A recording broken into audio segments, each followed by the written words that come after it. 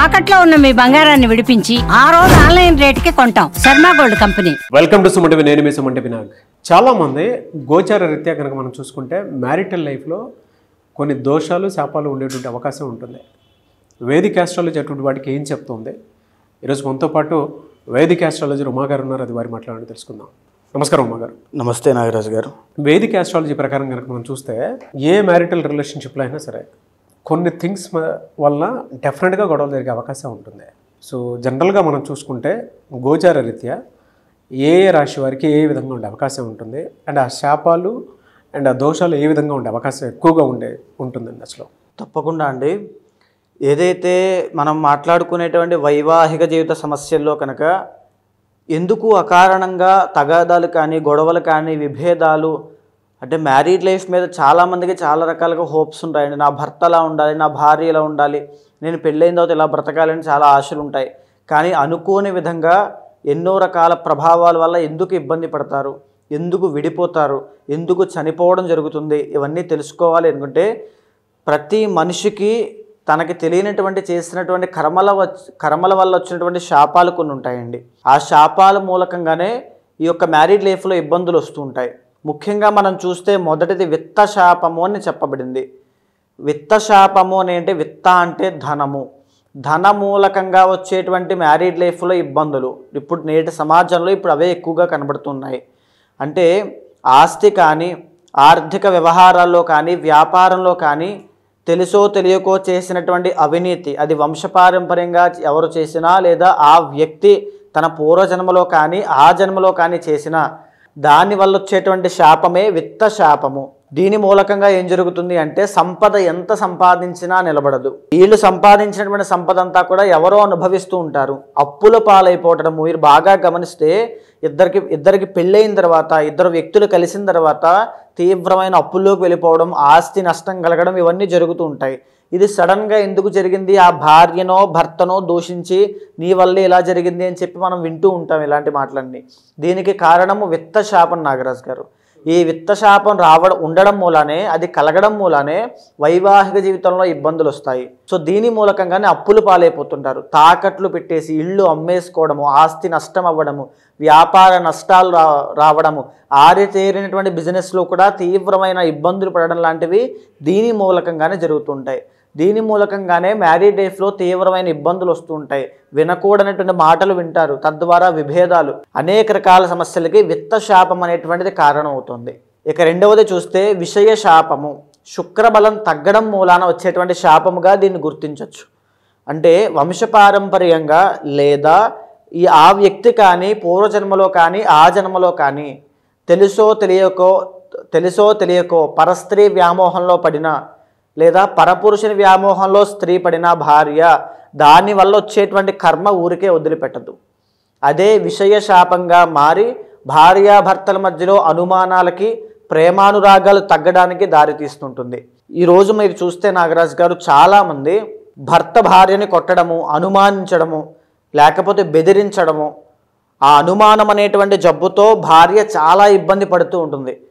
పడరాని మాటలన్నీ పడుతూ ఉండడము, అసలు ఏమీ లేని పరిస్థితిలో కూడా ఇలాంటి మాటలన్నీ విని చనిపోవడానికి ఆత్మహత్య చేసుకోవడానికి సిద్ధపడిన వాళ్ళు చాలామంది ఉన్నారు. చాలా నక్షత్రాల వాళ్ళండి. సో దీని అంతటికీ కారణము విషయ శాపం అనేటువంటిది ఉంటుంది. ఆ విషయ శాపము భార్య కానీ భర్త కానీ చేసుకున్నటువంటి కర్మ వల్ల, ఎవరైతే వేరే వాళ్ళ మీద వ్యామోహం పెరిగి చేసుకున్నటువంటి కర్మ వల్ల చాలా మంది అఫైర్స్ మీరు చూస్తే ఈ యొక్క శాపం పరస్త్రీ వ్యామోహము, ఈ శాపం మూలకంగానే ఇక్కడ సంపాదించిన డబ్బంతా తీసుకెళ్ళి అక్కడ పెట్టడము, వీళ్ళ యొక్క కుటుంబానికి సంతానానికి డబ్బులు లేకపోవడము, ఈ యొక్క శాపం మూలకంగానే వ్యసనాల బారిన పడడము, జూదం అనేటువంటిది అలవాటు అవ్వడము, డబ్బులన్నీ నాశనము, ఆస్తి నాశనం చేయడము, ఇవన్నీ కూడా కుటుంబం అంతా విచ్ఛిన్నం అవ్వడం అనేటువంటిది ఇక్కడి నుంచే ప్రారంభమవుతుంది. అయితే ఇక మూడవది ఏంటి అంటే వంశ శాపము అని ఉంటుంది నాగరాజు గారు. వంశపారంపర్యంగా ఎవరైనా సరే పవిత్ర జీవరాశులుగా పిలువబడేటువంటి సర్పాలను చంపినా, హింసించినా లేదా అవి కలిసినప్పుడు వాటిని విడగొట్టే ప్రయత్నం చేసినా ఈ వంశశాపం అనేటువంటిది వస్తుంది. దీనిని మనం జాతకంలో పంచమ స్థానంలో కేతువు, పంచమంలో రాహువుగా, పంచమంలో శని భగవానుడుగా, పంచమంలో శని రాహుల కాంబినేషన్గా గుర్తిస్తూ ఉంటాం, లేదా కాల సర్పదోషంగా. దీని మూలకంగా ఏం జరుగుతుందంటే సంతానము కలగకపోవడము, మిస్క్యారీ అవ్వడము, పుట్టినటువంటి సంతానము బాల అరిష్టంతో జన్మించడము, మాటలు సరిగ్గా రాకపోవడము, ఇంకా చైతన్యం రాకపోవడము, అవిజ్ఞానం రాకపోవడము, విద్యలో అభివృద్ధి లేకపోవడము, చిన్న వయసు నుంచి ఆరోగ్య సమస్యలు, వ్యసనాలు, జోదరిలాగా అయిపోవడము, తల్లిదండ్రుల మాట వినకపోవడము, తద్వారా వచ్చేటువంటి మ్యారీడ్ లైఫ్లో ఇబ్బందులు, ఇవన్నీ కూడా ఈ వంశశాపం మూలకంగా వస్తుంటాయి. ఈ వంశశాపం అనేటువంటిది చాలా తీవ్రమైందండి. ఒక ఇంటి యొక్క శాంతిని మొత్తాన్ని భంగం చేసేస్తుంది. ప్రశాంతంగా ఎవరు ఉండలేరు. తరువాత 4వది కర్మవశము అని ఉంటుందండి. కర్మవశము అని అంటే ఉదాహరణకి భార్యాభర్తలు జాతకాలు చేసుకున్నా, చూసుకోకుండా చేసుకున్నా, లవ్ మ్యారేజ్ చేసుకున్నా, ఇద్దరి యొక్క మనస్తత్వాలు కుదరకపోవడము, ఈగో ప్రాబ్లమ్స్కి వెళ్ళడము, నువ్వా నేనా అనేటువంటిది, ఇద్దరికి డబ్బులు ఉంటాయి, ఇద్దరు కుటుంబాలు బాగుంటాయి, వీళ్ళకి ఒకరికొకరు నచ్చదు అంటే బిఫోర్ అండ్ ఆఫ్టర్లా ఉంటుంది. గొడవలు అవ్వడము, పెద్ద మనుషుల దగ్గరికి వెళ్ళడము, విడాకులు, లేదా పెళ్ళైనటువంటి వెరీ షార్ట్ పీరియడ్ ఆఫ్ టైంలోనే వైధవ్యం అనేటువంటిది కలగడము, అంటే భర్త చనిపోవడం లాంటివి జరుగుతూ ఉంటాయి. సో దీన్ని అష్టమ స్థానంలో ఉండేటువంటి కుజుడు కుజదోషంగా, కర్కోటక అనేటువంటి కాలసర్పదోషంగా గుర్తించవచ్చు. అష్టమ స్థానంలో రాహు, ఈ యొక్క కేతు ప్రభావం వల్ల. ఈ యొక్క కర్మవశం అనేటువంటిది ఎవరికైతే ఉంటుందో వాళ్ళు ప్రశాంతంగా ఉండలేరు. Within 1 year తిరగకుండానే విడిపోతుంటారు. ఇది కర్మవశం. పూర్వజన్మలో చేసుకున్నటువంటి కర్మ, తరతరాలుగా వచ్చినటువంటి కర్మ, ఎక్కువగా సంతానాన్ని పొందడము, ఇవన్నీ కూడా శాపాన్ని గుర్తించేటువంటి విధానంగా మనం చెప్పచ్చు. అయితే ఈ యొక్క కర్మశాపాన్ని ఇంకా మనం గుర్తించాలి అంటే భార్యాభర్తలు దూరం అవ్వడం అండి. ఐదర్ భార్యకి యాక్సిడెంటే దూరం అయినా, తీవ్రమైనటువంటి ఆరోగ్య సమస్య చిన్న వయసులో పెళ్ళైన తరువాత వచ్చి దూరమైనా, భర్తకి ఆరోగ్య సమస్య వచ్చి దూరమైనా, యాక్సిడెంట్స్ ప్రమాదంలో గురై దూరమైనా, ఎలాగైనా సరే వాళ్ళిద్దరూ కలిసి ఉండడం అనేటువంటిది జరగదు. డివోర్స్ అయినా అవుతారు. డివోర్స్ అయినా, విడిపోవడమైనా, పెద్ద మనుషులు, తగాదాలు, కేసులు, కోర్టు, ఈ యొక్క సెటిల్మెంట్లు, ఇవన్నీ కూడా కర్మవశంలోకి వస్తాయి. నాగరాజ్ గారు ఎలా సార్ అంటే మీరు చెప్పిన దాని ప్రకారం ధనుస్సు రాశి వారికి కనుక మనం చూస్తే గోచార రీత్యా వైఫ్ అండ్ హస్బెండ్ రిలేషన్షిప్ అంటే మ్యారిటల్ రిలేషన్షిప్లో శాపాలు కానీ దోషాలు కానీ ఏ విధంగా ఉండే అవకాశం ఉంటాయి ఈ 4 తప్పకుండా అండి. ఇప్పుడు ఏదైతే మనం మాట్లాడుకున్నామో వీటిలో ఏమిటి అంటే కర్మవశం అనేటువంటిది వీళ్ళకి చాలా ఎక్కువగా ఉంటుంది. బికాజ్ ధనుస్సు రాశి వాళ్ళకి చూస్తే 7th and 10th లార్డ్ అయినటువంటి బుధుడు ద్వికేంద్రాధిపత్యోహ పూర్ణ పాపి అన్నట్టుగా ద్వికళత్ర యోగాన్ని సిద్ధిస్తూ ఉంటాడు. అంటే పెళ్లి తర్వాత అంటే మీరు చూడండి కర్మవశంతో పాటు విత్తశాపం అనేటువంటిది కూడా ఉంటుంది. ఎలాగనంటే ఉదాహరణకి పెళ్ళి అవ్వడము అయిన తర్వాత వితిన్ షార్ట్ పీరియడ్ ఆఫ్ టైంలోనే సెకండ్ మ్యారేజ్ చేసుకోవడం కానీ, లేదా సెకండ్ రిలేషన్లోకి వెళ్ళడం కానీ, ఎనీథింగ్ అండి. అంటే ఈ యొక్క విషయ శాపంలోకి కూడా వెళ్ళే అవకాశాలు ఎక్కువగా ఉంటాయి.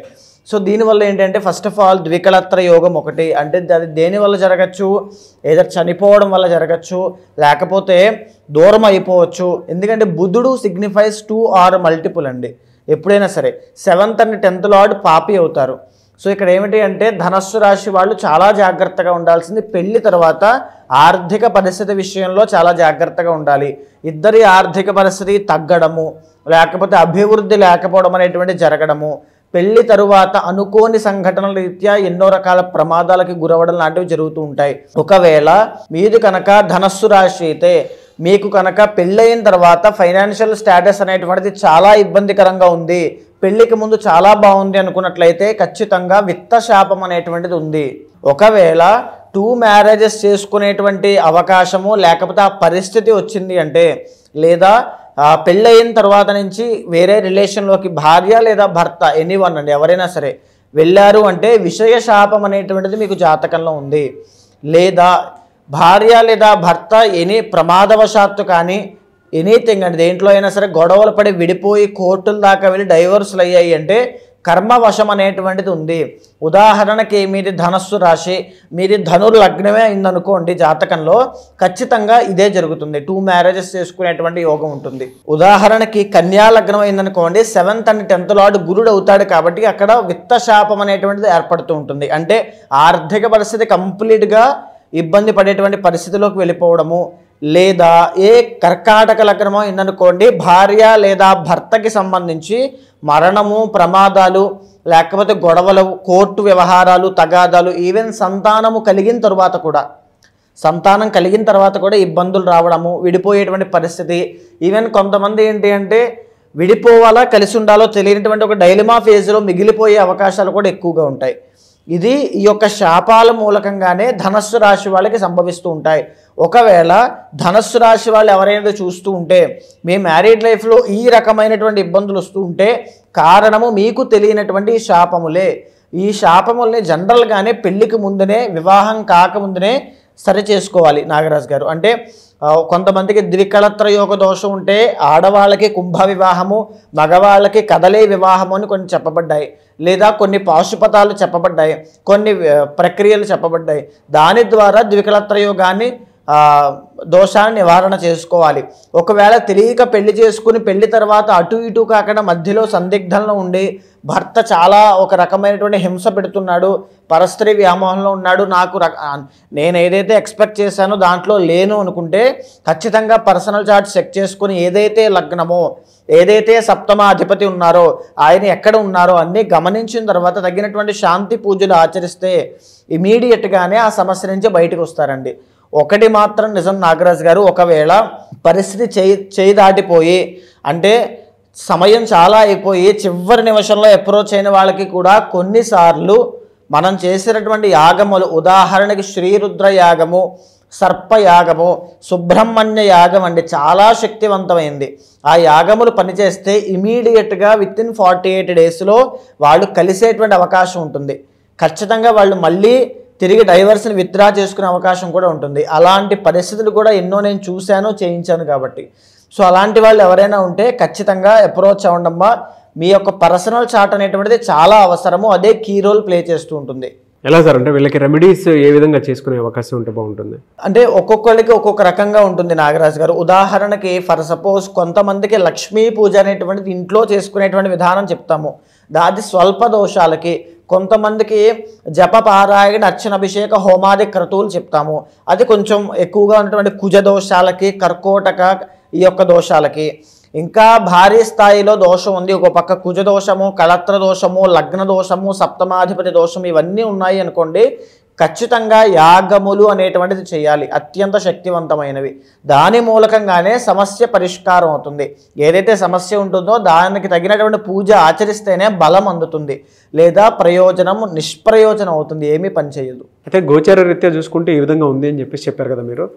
పర్సనల్ చార్ట్ ప్రకారము వారి వ్యక్తిగత జీవితం ప్రకారం అంటే ఆ జాతకంలో ఏముందో తెలుసుకోవాలి అనుకున్నట్టు చాలామంది ఉంటారు, ఈ దోషంలో ఉన్నారా లేదా అనేటువంటి దానికి మిమ్మల్ని అప్రోచ్ అవ్వాలి అంటే ప్రాసెస్ ఏంటండి? తప్పకుండా అండి. ఇప్పుడు మనం మాట్లాడుకునేటువంటి అంశం అంతా కూడా ఈ యొక్క జ్యోతిష శాస్త్ర పరంగా ఏదైతే శాపాలు చెప్పబడ్డాయో అది రాశిరీత్యా ఒక డిఫాల్ట్ బ్లూ ప్రింట్లా మనం మాట్లాడుకున్నాము.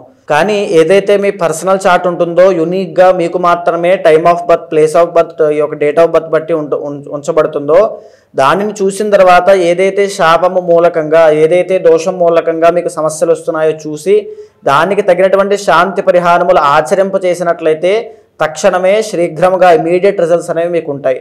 అలాంటి వాళ్ళు ఎవరైనా ఉంటే ఖచ్చితంగా కింద కనిపించేటువంటి నెంబర్కి కాల్ చేస్తే తప్పకుండా మీ యొక్క పర్సనల్ చార్ట్ చూసిన తర్వాత మీకు మంచి సజెషన్స్ ఇస్తాను. Anyway sir, thank you so much Uma గారు.